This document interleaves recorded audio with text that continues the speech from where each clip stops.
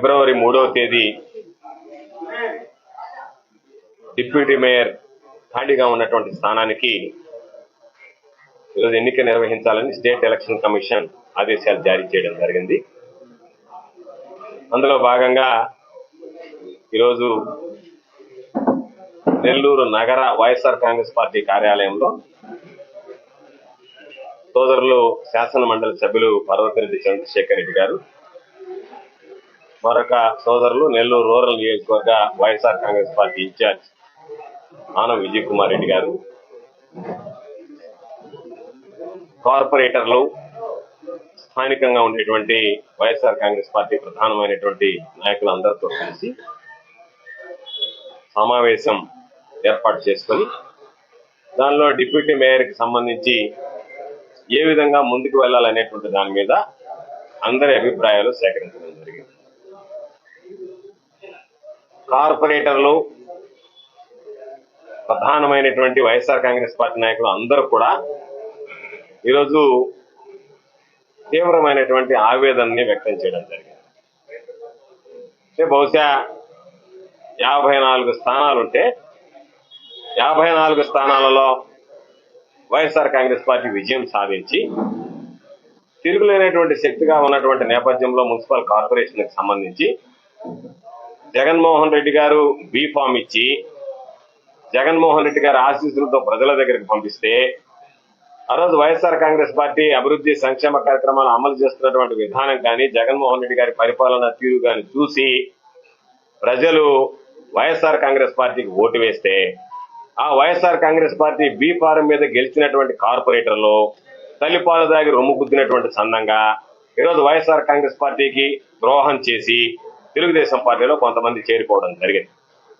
ఇది ఒక దురదృష్టకరమైనటువంటి దుర్మార్గమైనటువంటి చర్య.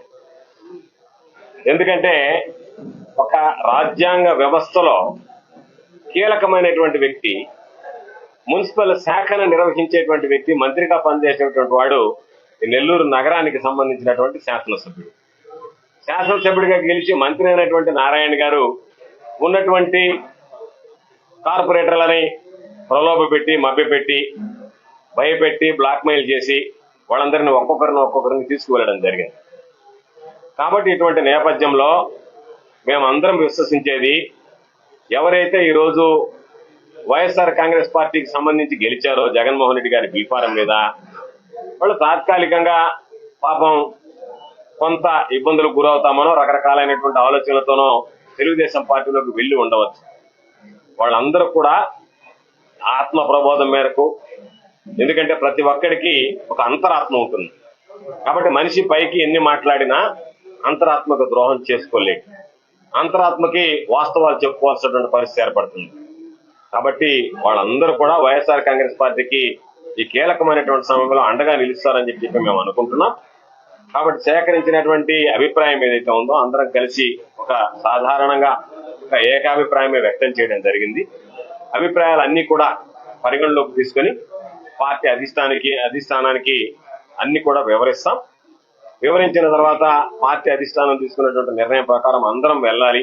కాబట్టి జగన్మోహన్ రెడ్డి గారి తుది నిర్ణయం అని చెప్పి ఒక తీర్మానం ఆమోదించి జగన్మోహన్ రెడ్డి గారు తీసుకున్నటువంటి నిర్ణయానికి కట్టుబడి అందరం కూడా కలిసి పనిచేస్తామని చెప్పి ఒక నిర్ణయం తీసుకుని దాని ప్రకారం ఈరోజు పార్టీకి కూడా ఇవన్నీ కూడా నివేదించడం జరుగుతుంది.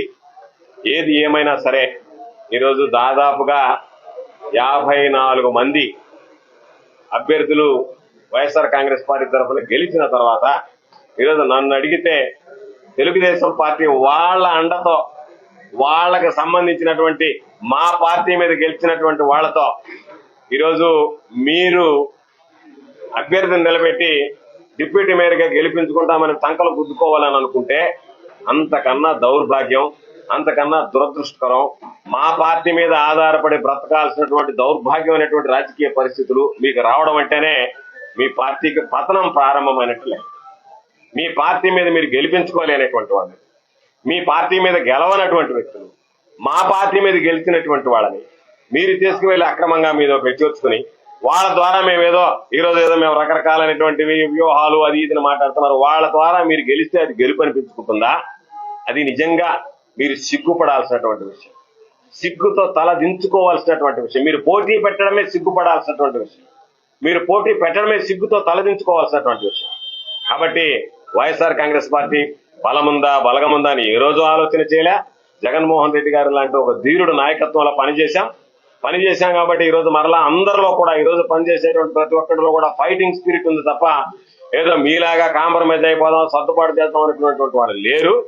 ఈ రోజు ఎవరు ఎన్ని రకాలుగా ఉన్నా సరే నిఖార్స్ అయినటువంటి వాడు, అసలు సిసలైనటువంటి వైఎస్ఆర్ కాంగ్రెస్ పార్టీ యోధుడు, వైఎస్ఆర్ కాంగ్రెస్ పార్టీ కార్యకర్తగా ఉండేటువంటి వాడు. గెలుపోవటములతో నాకు సంబంధం లే, లాభ నష్టాలు నేను బేరీజు వేసుకోవటం లే, కష్ట సుఖాల గురించి ఆలోచన చేయడం లే. వైఎస్ఆర్ కాంగ్రెస్ పార్టీ జగన్మోహన్ రెడ్డి గారి నాయకత్వం నాకు శిరోధార్యం అనేటువంటి ఆలోచనతో పనిచేసేటువంటి వాళ్ళు మాత్రం ఈరోజు వైఎస్ఆర్ కాంగ్రెస్ పార్టీలో ఉన్నారు. తరకలన్నీ కూడా ఈరోజు వైఎస్ఆర్ కాంగ్రెస్ పార్టీకి సంబంధించి ఏదైతే ఊరితే గాలివాటాన్ని వెళ్ళిపోతే ఆ విధంగా వెళ్ళిపోయారు. కాబట్టి నేను మరలా కూడా చెప్పేది, తెలుగుదేశం పార్టీ గతంలో చంద్రబాబు నాయుడు చేసి చరిత్రహీనుడిగా మిగిలిపోయాడు. కాబట్టి నెల్లూరు జిల్లాకు సంబంధించి మరొకసారి, ఎందుకంటే జగన్మోహన్ రెడ్డి గారు ఆలోచన చేసి అన్ని విధాల ఒక ముస్లిం మైనారిటీకి అవకాశం ఇచ్చాడు ఆ రోజు డిప్యూటీ మేయర్. కారణం ఏమిటంటే నెల్లూరు నగరానికి సంబంధించి అధిక శాతం ముస్లిం మైనారిటీలు ఉన్నారు. వాళ్ళని గౌరవించాలా, వాళ్ళని పరిగణలోకి తీసుకోవాలా, వాళ్ళని రాజ్యాధికారం వైపు నడిపించాలనేటువంటి ఒక ఆలోచనతో జగన్మోహన్ రెడ్డి గారు ఇవ్వడం జరిగింది. సరే, ఆ తర్వాత మరొక అడుగు కూడా వేశాం. చాలా రోజులుగా పాపం ఈ ప్రాంతానికి సంబంధించినటువంటి ముస్లిం మైనారిటీలు ఎన్నో సందర్భాలు మహానేత రాజశేఖర రెడ్డి గారి హయాం నుంచి మాకు శాసనసభ్యుడికి అవకాశం కల్పించమని అడిగాడు. కల్పించినటువంటి పరిస్థితులు రాలేదు కానీ అది కోరిక మిగిలిపోయిన తర్వాత రాజశేఖర రెడ్డి గారి బిడ్డగా జగన్మోహన్ రెడ్డి గారు ఒక ఆలోచన చేసి సోదరుడు ఖలీల్ అహ్మద్ గారిని డిప్యూటీ మేయర్ గా ఉంటే ఆ పదవికి రాజీనామా చేయించి ఆయనని ఎమ్మెల్యే అభ్యర్థిగా నిలబెట్టడం జరిగింది. దురదృష్టం, మన జరిగినటువంటి ఎన్నికల్లో ఓటమి పాలయ్యాడు. కాబట్టి అయినా సరే ఈరోజు ఏదో ఓటమి పాలయ్యాడనేటువంటి ఆలోచన కాకుండా ఆ వర్గాలను గౌరవించాలి, ఆ వర్గాలని వాళ్ళ అభిప్రాయాలన్నీ కూడా మనం మామూలుగా వాళ్ళ మనోభిప్రాయాలను గౌరవించాలనేటువంటి ఆలోచనతో వైఎస్ఆర్ కాంగ్రెస్ పార్టీ ఎప్పటికీ పనిచేస్తుంది. వైఎస్ఆర్ కాంగ్రెస్ పార్టీ అనేటువంటి అన్ని వర్గాలు, అన్ని కులాలు, అన్ని మతాలకు సంబంధించి అందరికీ అండదండలు అందించాలా, ఇది సమాజంలో ప్రతి ఒక్కరూ సంతోషంగా ఉండాలని చెప్పి ఆలోచన చేసేటువంటి తప్ప వేరే ఆలోచన చేసేటువంటి పార్టీ కాదు. జగన్మోహన్ రెడ్డి గారు అన్ని వర్గాలకు అండగా నిలవాలనేటువంటి ఆయన తీసుకున్నటువంటి నిర్ణయాలు ఈరోజు ప్రజల్లో చిరస్థాయిగా మిగిలిపోయాయి. కాబట్టి ఈ రోజు నేను మరలా గెలిచినటువంటి కార్పొరేటర్లు, ఫిరాయించినటువంటి కార్పొరేటర్లకు నేను ఒకటే విషయం విజ్ఞప్తి చేస్తాను. రాజకీయ భవిష్యత్తు ఉండేటువంటి వాడు, రాజకీయంగా ఎదిగేటువంటి వాడు, ఈ రోజు శాసనసభ్యులుగా ఉన్నటువంటి వాళ్ళు లేకపోతే ఇతర స్థానాల్లో ఉండేటువంటి వాళ్ళు రేపు ఏ విధంగా మారుతారో ఎటు వెళ్తారో తెలియనటువంటి పరిస్థితి. కానీ మీరు మాత్రం రేపు భవిష్యత్తులో ఒక 54 మందికి మరలా అవకాశం వచ్చేటువంటి పరిస్థితి ఏర్పడుతుంది. ప్రజల ముందు మీరు దోషులుగా నిలబడతారు. రేపు ఒకవేళ ఇంతటితో మా రాజకీయ జీవితం అంతమైపోయినా పర్వాలేదు అంటే మీరు ఏ నిర్ణయం అనేది తీసుకోవచ్చు. కానీ లేదు, మేము రాజకీయంగా కొనసాగాలి, ప్రజలకు సేవ చేయాలి, ప్రజల్లో ఉండాలి, ప్రజలతో మమేకం కావాలి, రాజకీయ జీవితం ఇంకా కొద్ది రోజులు గడపాలనేటువంటి ఆలోచన నిజంగా పార్టీ ఫిరాయించినటువంటి వైఎస్ఆర్ కాంగ్రెస్ పార్టీ కార్పొరేటర్లకు ఉంటే ఎప్పటికైనా మీరు ఆత్మ పరిశీలన చేసుకుని ఈరోజు ఏం ఫైనల్ కాలేదు, ఒక నిర్ణయానికి రండి. వచ్చి మనందరం కలిసి వైఎస్ఆర్ కాంగ్రెస్ పార్టీ తరఫున దీన్ని ఏ విధంగా ముందుకు వెళ్లాలనేటువంటి దానికి మీ సూచనలు, సలహాలు, దానితో పాటు మీ సహాయ సహకారాలు అందించి మనందరం కలిసి వైఎస్ఆర్ కాంగ్రెస్ పార్టీ అభివృద్ధిని పెట్టుకుంటే బాగుంటుంది తప్ప ఈరోజు మీతో మిగిలిపోయినటువంటి వాడు అంటే మాతో పాటు కలిసి పనిచేశాం, అందరం ఒకటిగా ఉన్నాం, ఒక చోట నిలబడ్డాం, ఒక పార్టీ మీద గెలిచాం, ఒక వాణి వినిపించాం. అటువంటి ఈరోజు భిన్నమైనటువంటి స్వరాలు మాట్లాడాల్సినటువంటి పరిస్థితి ఏర్పడిందని ఆవేదన వ్యక్తం చేసినటువంటి నేపథ్యం. కాబట్టి ఇది మంచిది కాదు, రాజకీయాల్లో మంచి సాంప్రదాయం కాదు, ఎదగాల్సినటువంటి రాజకీయ నాయకులకు మంచి పద్ధతి కాదు. కాబట్టి ఇప్పటికైనా మీరు మనసు మార్చుకుని చేసినటువంటి పొరపాటును సరిదిద్దుకుంటారా, లేదా ప్రజల ముందు దోషులుగా నిలబడి ఇక మా రాజకీయ జీవితానికి, రాజకీయ భవిష్యత్తుకి మేము సీలు వేసుకుంటాం ఇంతనేటువంటి నిర్ణయానికి వస్తారనేటువంటిది కూడా ఫిరాయించినటువంటి కార్పొరేటర్లు తీసుకోవాల్సినటువంటి నిర్ణయం. కాబట్టి 3వ తేదీ జరిగేటువంటి ఎన్నికల్లో అందరం ఒక నిర్ణయం తీసుకుని ఆ నిర్ణయం ప్రకారం నడుచుకోవాలనేటువంటి ఆలోచన చేశాం. అధిష్టానానికి నివేదించాం. అధిష్టానం ఇచ్చినటువంటి ఏదైతే అధిష్టానం అంతిమంగా వాళ్ళ నిర్ణయం ప్రకటిస్తుందో, ఎందుకంటే అందరి మనోభావాలు తెలియజేసిన తర్వాత అధిష్టానం ఒక నిర్ణయం తీసుకుంటుంది. అది పార్టీ శ్రేయస్సు దృష్ట్యా కావచ్చు, స్థానికంగా ఉండేటువంటి కార్పొరేటర్ల నాయకుల యొక్క మనోభావాలను పరిగణలోకి తీసుకుని కావచ్చు, ఇచ్చినటువంటి అన్నిటిని కూడా పరిగణలోకి తీసుకుంటే ఒక నిర్ణయం ప్రకటిస్తుంది. ఆ నిర్ణయం ప్రకటించిన వెంటనే ఏ విధంగా రేపు ఎన్నికల్లో వ్యూహాన్ని అమలు చేయాలనేటువంటి దాని మీద అందరం కూడా చిత్తశుద్ధితో ఉన్నాం. తప్పనిసరిగా ఆ విధంగా అడుగులు వేస్తాం. మేము గెలుపోవడంతో సంబంధం లేకుండా పార్టీ ఇచ్చినటువంటి ఆదేశాలను పాటించాలనేటువంటి నిర్ణయం ఈ రోజు పార్టీలో ఉన్నటువంటి అందరూ కూడా మాట్లాడడం జరిగింది. సంతోషించాల్సినటువంటి విషయం. ఎందుకంటే ఈరోజు కూర్చున్నప్పుడు జగన్మోహన్ రెడ్డి గారు మాకు దీపం ఇచ్చారు. జగన్మోహన్ రెడ్డి గారి మీద మేము గెలిచాం కాబట్టి జగన్మోహన్ రెడ్డి గారు అడుగుజాడలో నడుస్తామని ఈరోజు నిలబడినటువంటి కార్పొరేటర్లకి ఈ కార్యక్రమం కోసం హాజరైనటువంటి ప్రధానమైనటువంటి నాయకులు, కార్యకర్తలు, దాంతో పాటు పాల్గొన్నటువంటి మా నియోజకవర్గాలకు సంబంధించినటువంటి అందరూ కూడా మరొకసారి హృదయపూర్వకమైనటువంటి ధన్యవాదాలు తెలియజేస్తూ, ఖచ్చితంగా వైఎస్ఆర్ కాంగ్రెస్ పార్టీ వ్యూహాత్మకంగా అడుగులు వేస్తుంది. ప్రజలలో వైఎస్ఆర్ కాంగ్రెస్ పార్టీ తీసుకున్నటువంటి నిర్ణయాలు భేష్ గా ఉన్నాయనేటువంటి విధంగా మేము ఈ రోజు లీడర్ల గురించి ఆలోచన చేయటం లేదు. పోయినటువంటి వాళ్ళు ప్రజల్లో ఏ విధంగా ఉంది, ప్రజల నాడి ఏ విధంగా ఉంది, ప్రజల స్పందన ఏ విధంగా ఉంది, దానికి అనుగుణంగా ఏ విధంగా నడుచుకుంది. ఎందుకంటే ప్రజలు ఇచ్చినటువంటి తీర్పు అయిపోయింది. ప్రజలు వైఎస్ఆర్ కాంగ్రెస్ పార్టీకి అనుకూలంగా మీరు 5 ఏళ్ల కాలం పాటు నెల్లూరు నగర కార్పొరేషన్ లో మాకు సేవలు అందించండి, మాకు నెల్లూరు కార్పొరేషన్ పరంగా మీరు అన్ని రకాలైనటువంటి మౌలిక సదుపాయాలు కల్పించండి అని తీర్పునిచ్చారు. ఆ తీర్పును వకీకరిస్తూ తెలుగుదేశం పార్టీ వాళ్ళందరినీ లాక్కుని లేదు మీరు ఇచ్చినటువంటి తీర్పుకు భిన్నంగా మేము వ్యవహరిస్తాం, మేము మా చెప్పు చేతల్లోకి ఈ నెల్లూరు మున్సిపల్ కార్పొరేషన్ తీసుకుని మేమే దీన్ని ఏలతాం అనేటువంటి ఆలోచన చేయడం సరైనటువంటి పద్ధతి కాదు. కాబట్టి ప్రజలు కూడా బేరీజ్ వేసుకునేటువంటి పరిస్థితి.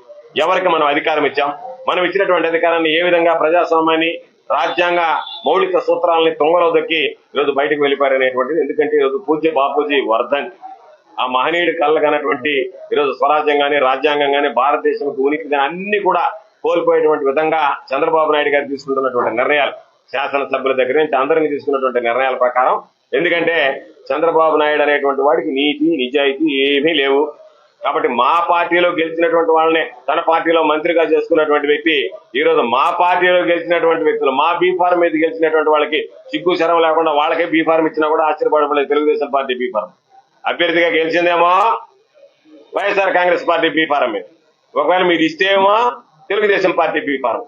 ఎక్కడన్నా ఆలోచన చేయడానికైనా సంస్కారం ఉండేటువంటి వాళ్ళకి కాస్త సిగ్గు అనిపిస్తుంది. అయ్యో వీడు వైఎస్ఆర్ కాంగ్రెస్ పార్టీ బీఫార్మ్ మీద గెలిచి వస్తే నేను డిప్యూటీ మేయర్ గా తెలుగుదేశం పార్టీ బీఫార్మ్ వేయడానికి సిగ్గు అనిపించాల్సి వస్తుంది. అవన్నీ ఏమీ లేనటువంటి వాళ్ళు, ఎందుకంటే అధినాయకుడికే లేదు కాబట్టి ఆయనకే లేనప్పుడు మనకేముంది అనేటువంటి ఆలోచన ఉండేటువంటి వాళ్ళు కాబట్టి ఆ విధంగా వ్యవహరిస్తారు. ఎందుకంటే వాళ్ళకి ఒక్క అభ్యర్థిని కూడా, ఒక్క కార్పొరేటర్ కూడా తెలుగుదేశం పార్టీ అభ్యర్థిగా అనేటువంటి వాడు రేపు డిప్యూటీ మేయర్ గా నిలబడాలి అంటే ఒక్కడ కూడా బీఫార్మ్ మీద గెలిచినటువంటి కార్పొరేటర్ లేడు. ఎవడు గెలిచినా వైఎస్ఆర్ కాంగ్రెస్ పార్టీ బీఫార్మ్ మీద గెలిచినటువంటి వాడే. కాబట్టి వైఎస్ఆర్ కాంగ్రెస్ పార్టీ అభ్యర్థి బీఫార్మ్ తీసుకుని వెళితే వాళ్ళకి ప్రజలు ఓట్లు వేస్తే ఆ ఓట్లు వేయించుకున్నటువంటి వాడు పదవి కోసం డిప్యూటీ మేయర్ గా ఇప్పుడు రేపు తెలుగుదేశం పార్టీ బీఫార్మ్ తీసుకుని వస్తున్నాడు అంటే దానికి సంబంధించి ఏ రకంగా విప్ జారీ చేయాలా, వాళ్ళు ఏ విధంగా దానికి సంబంధించి డిస్క్వాలిఫై అవుతారు, దానికి సంబంధించినటువంటి న్యాయ పోరాటం చేస్తాం, అవన్నీ ఒకే. కానీ ఒక నీతి నియమాలను పాటించేటువంటి మోరల్ రైట్స్ ఉండేటువంటి వ్యక్తి, మోరల్ దీనిని పాటించేటువంటి వ్యక్తి ఎవడన్నా ఉంటే ఆ వ్యక్తి ఎవడన్నా బీఫార్మ్ ఇస్తానన్న నాకు వద్దు, నేను వైఎస్ఆర్ కాంగ్రెస్ పార్టీ బీఫార్మ్ మీద గెలిచాను కాబట్టి మీ బీఫార్మ్ నాకు అవసరం లేదని చెప్పి తిరస్కరించాల్సినటువంటి నేపథ్యం. కాబట్టి వీటన్నిటిని కూడా పరిగణలోకి తీసుకుని ప్రజలకు కూడా అర్థం కావాలి ఏ విధంగా తెలుగుదేశం పార్టీ అనైతికంగా ప్రవర్తిస్తుంది అనేటువంటి, రాజకీయంగా కూడా ఎంత అనైతికంగా ప్రవర్తిస్తుంది అనేటువంటి కూడా ప్రజలకు తెలియాలి. కాబట్టి ఈరోజు దాని మీద సుదీర్ఘంగా చర్చించాం. తప్పనిసరిగా భవిష్యత్తులో కూడా వైఎస్ఆర్ కాంగ్రెస్ పార్టీ ఏ నిర్ణయం తీసుకున్నా ఇటు నాయకులు, కార్యకర్తలు, స్థానికంగా ఉండేటువంటి కార్పొరేటర్లు వాళ్ళందరితో పాటు ప్రజల యొక్క అభిప్రాయాన్ని కూడా పరిగణలోకి తీసుకుని ముందుకు వెళ్ళడం జరుగుతుందని చెప్పి ఈ సందర్భంగా తెలియజేస్తూ, మరొకసారి ఈ రోజు సమీక్షలో పాల్గొన్నటువంటి మా కార్పొరేటర్లకి, మా నాయకులకి అందరికీ, మీడియా మిత్రులకు అందరికీ పేరు పేరున హృదయపూర్వకమైనటువంటి ధన్యవాదాలు తెలియజేస్తాను.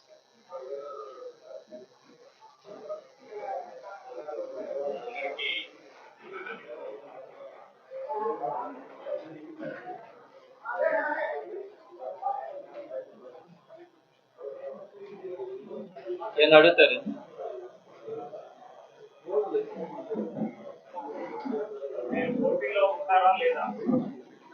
అదే కదా అధిష్టానం నిర్ణయం అని చెప్పాం కదా.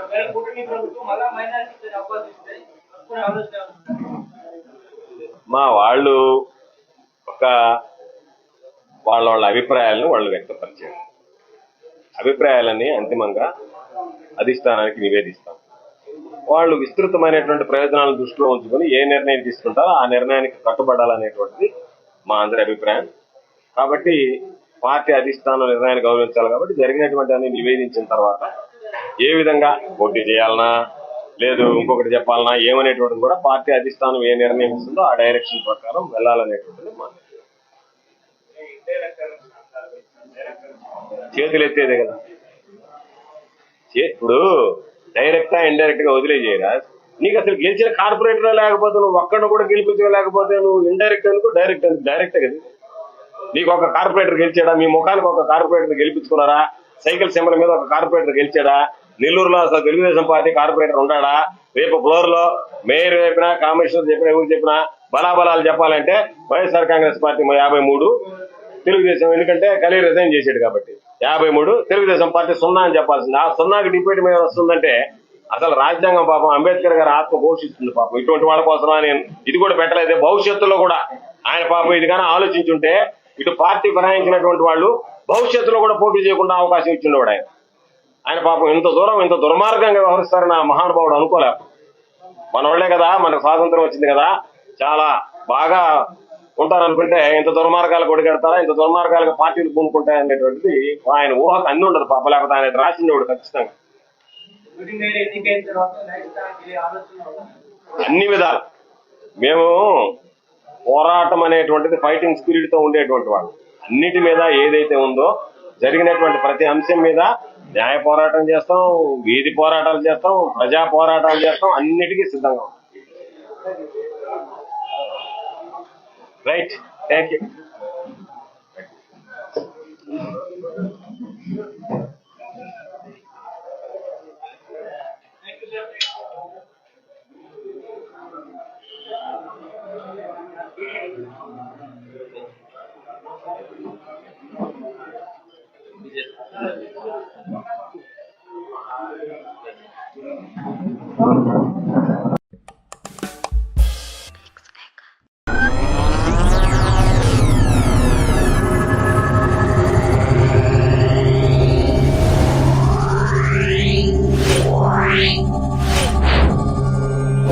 Wow.